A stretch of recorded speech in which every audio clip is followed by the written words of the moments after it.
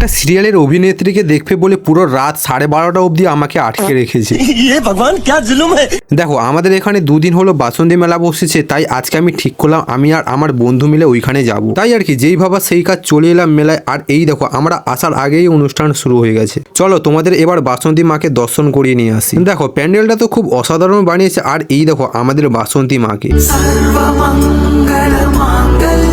তারপরে চলে এলাম হরেকমাল 10 টাকা এবং 7 টাকার দোকানে, কিন্তু পাশে 1 টাকা না থাকার কারণে চলে এলাম অনুষ্ঠান মঞ্চের সামনে। আর এসে দেখি একটা বুড়ো ঠাকুমাকে চেয়ারে বসিয়ে একটা গায়ক কি সুন্দর গান গাইছে। তো আমি একা কেন শুনবো, তোমরাও শোনো।